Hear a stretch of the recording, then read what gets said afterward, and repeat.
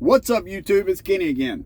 Wanted to make an update. I'm back off of home time. I apologize. I got a little fever blister happening. So, yeah, just don't look at me.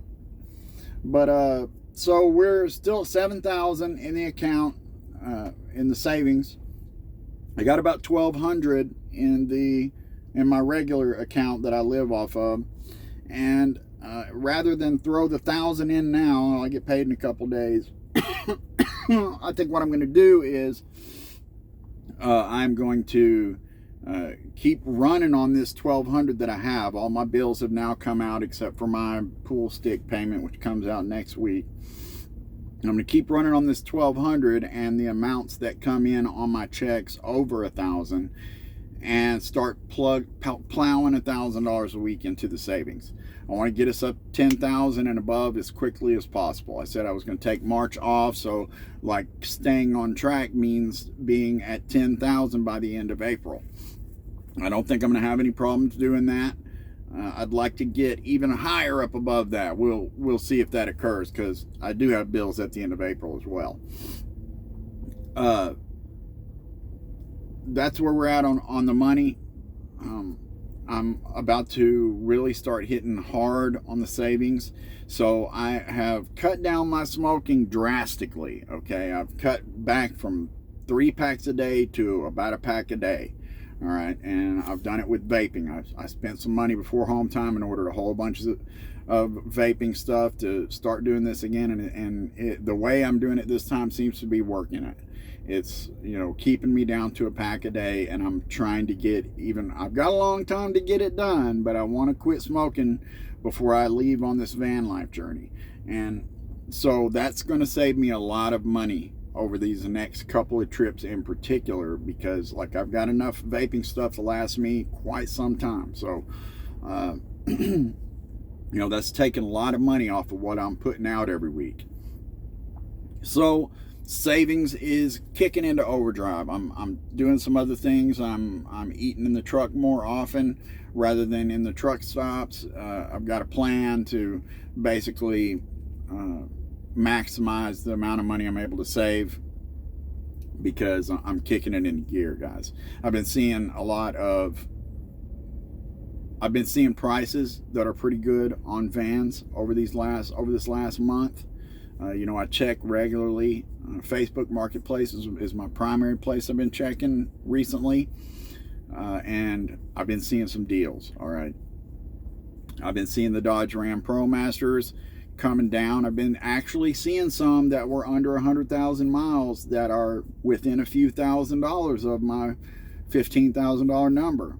And guys, that is, if I had my pick, if I could take my pick, it would be one of those Dodge ProMasters. All right, now I'm a Chevy guy typically, and you know, I'm finding these GMC Savannahs and stuff like that on the regular that are within a reasonable price range. I actually saw it was a 89 or a 90, somewhere between 89 and 93 Chevy G20. And it was rust free, had a new transmission, and did not have an engine in it, and they only wanted like $900 for it, and I was just kind of drooling over it. But like ultimately, if I could get with 80 or 100,000 miles on it, a ProMaster in that, you know, $18,000 ish, like I may go that route. You know, the reason, okay, one thing that I don't like about the ProMasters is the rear axle only sits about this high off the ground. I don't really care for that, but I don't plan on doing a whole lot of overlanding or anything like that, so it's not a big deal. But the thing that I really like about the ProMasters, okay, or the multiple things, is that number one, there are a lot of them that are the higher roof models, okay, and you can find a lot of vans that are the higher roof models in the Chevys and stuff, or that have the you know, extended top on them. But it's very difficult to get solar panels on one of those because it's a fiberglass top and it's not flat and everything. But these ProMasters have a very flat roof, and so that makes it good for putting solar panels on top of and stuff. And then also, the way they're designed, like the Chevys and a lot of these other vans are very sloped up toward the top, and the ProMaster is much more flat up and down. It gives you more room on the inside in the top, and also makes it to where the solar panels that I have chosen will not stick off the sides quite as much on the top. They're going to stick off a little bit, but this more flat design and a really flat roof just works. Seems like it's going to work really well if I can get one of those. And also the ProMasters are a little bit wider. Now it's not a whole lot, you know, maybe 4 or 5 inches wider than a lot of these other vans, but I would like to get my bed in there side to side and be able to sleep comfortably. Now I do sleep on my side kind of in a pseudo fetal position, so I don't need to be able to just completely stretch out, and I'm only 5'9", 5'10", so I'm not super tall. But I would like to have that little bit of extra width to get that bed side to side. It's going to save a lot on floor space. And while I do see a lot of people in the Chevys putting the bed side to side, it just any of the extra inches that I can get in that width, I think is going to be helpful. You don't want to put your bed long ways, because you just get rid of so much floor space for yourself and stuff. At least for me, I would much rather have the bed side to side.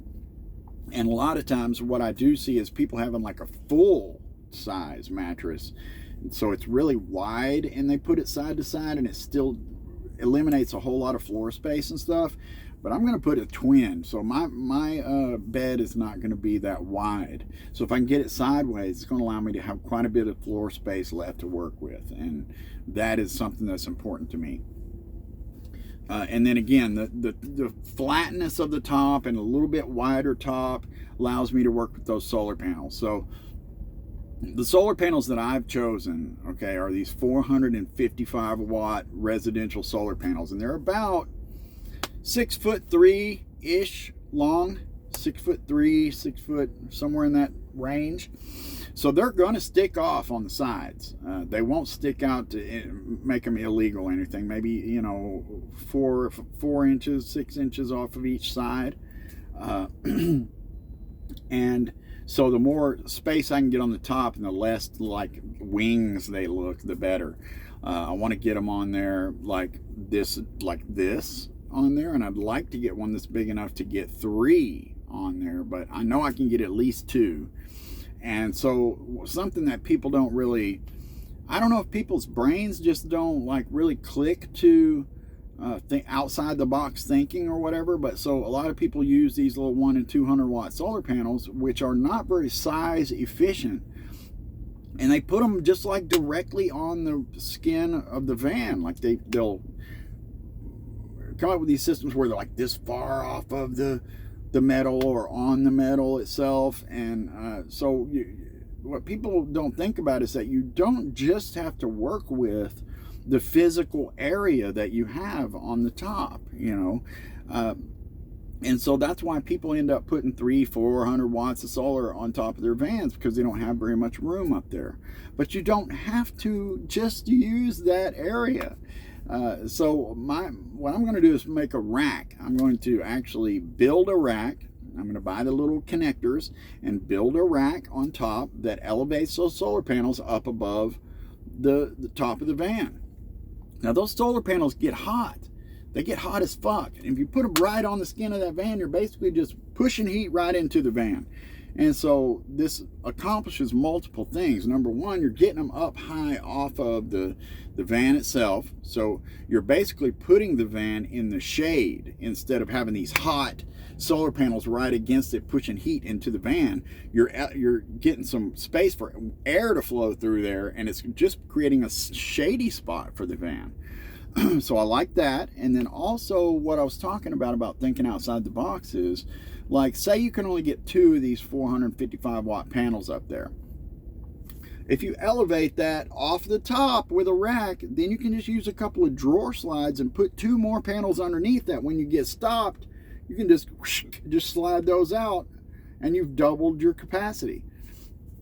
And so you got to think outside the box with these things. You got to figure out there's multiple ways to accomplish this. You know, if you have them, say it's 2 and 2, and you have them set up in a parallel string, then these will always work at full strength. And then when you slide these out, then you get double.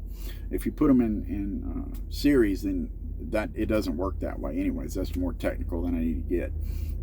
But ultimately, what I would like to do really is I'm hoping that I can get 3 of those solar panels in that initial array and only have to slide 1 out.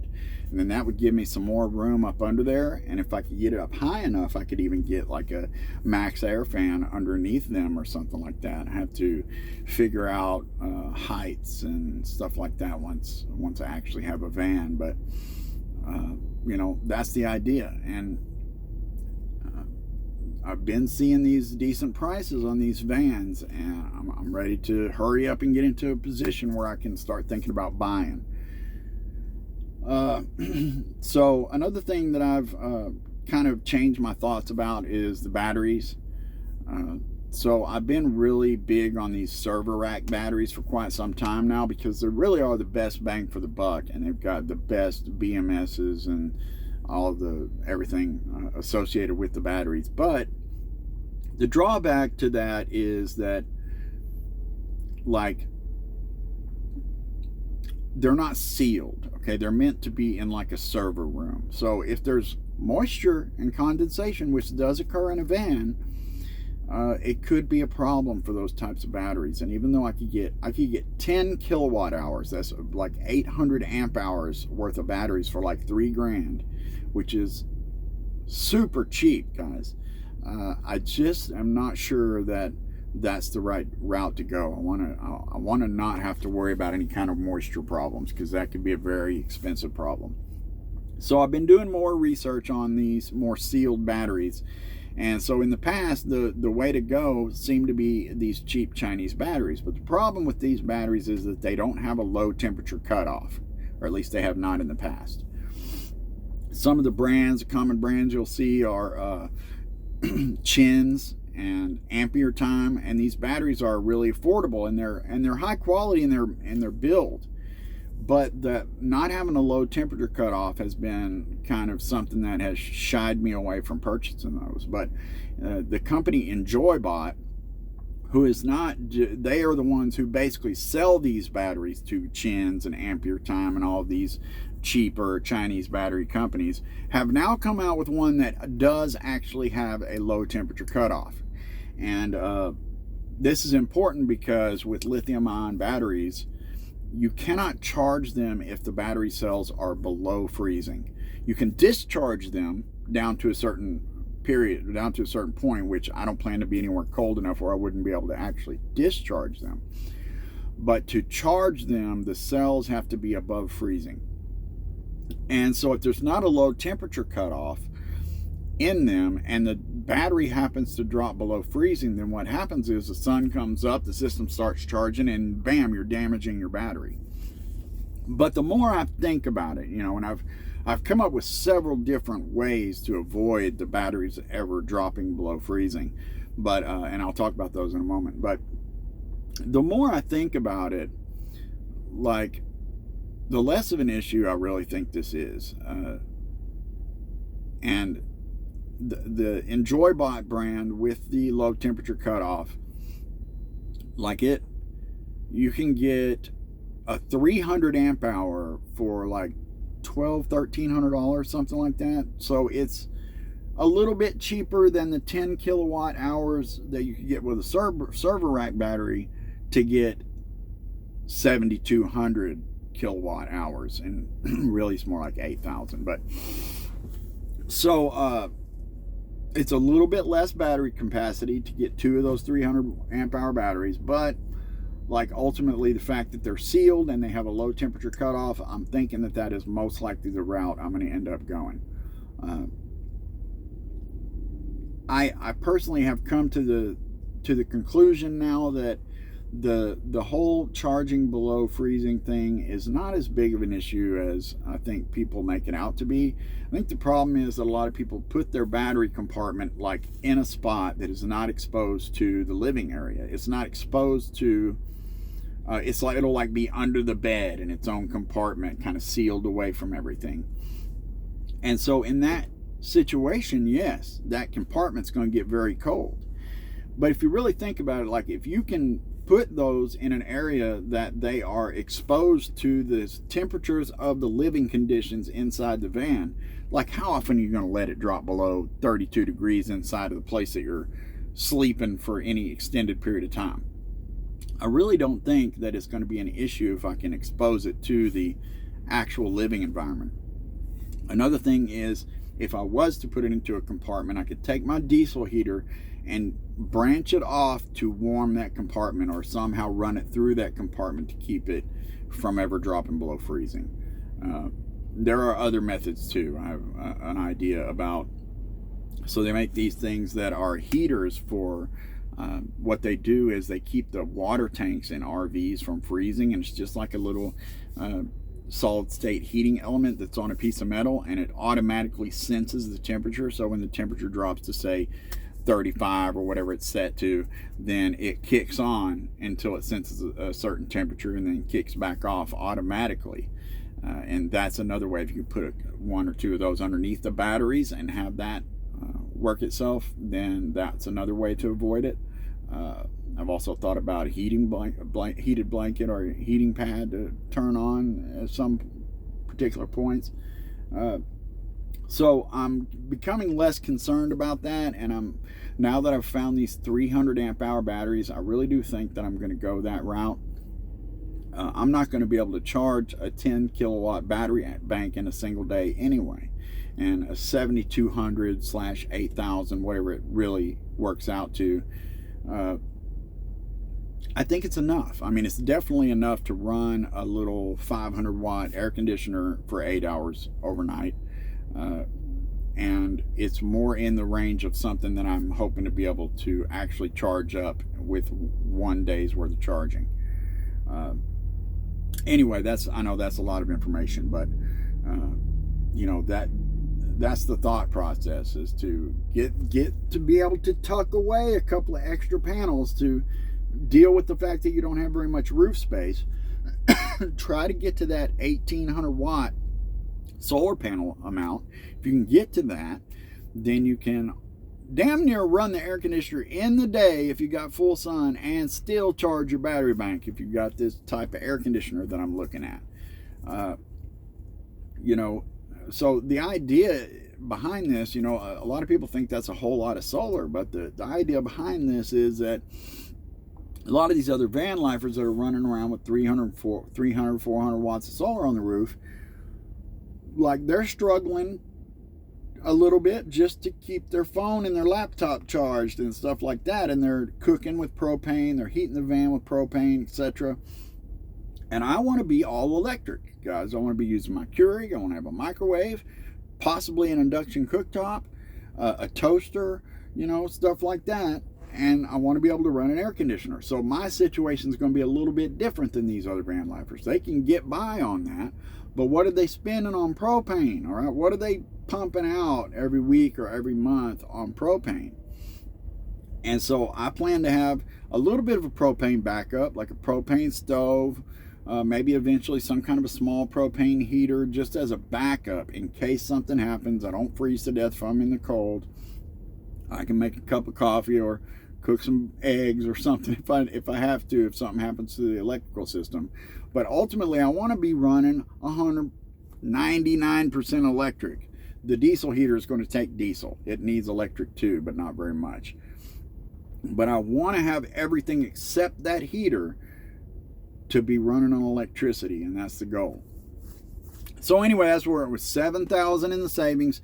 I plan to be at 10 by the end of April, and I'm just about to start plowing as much money as I can into the savings. I may stay out for 2 months instead of 6 weeks on this run, so that I can get as much as possible put into the savings, because I'm seeing these good prices on vans, and I want to get to the position where I'm ready to buy pretty soon. So it's coming. We're in the, not the final push, but we're in the kind of the final push for getting the money to purchase the van itself. And You know, I'm going to be eating in the truck more. Like I said, I've cut down on cigarettes. I'm vaping now, which is going to save me a bunch of money. And I'm taking steps to be able to kick the savings into overdrive. And thanks for watching, guys. I'll see you on the next one. And I appreciate you being here.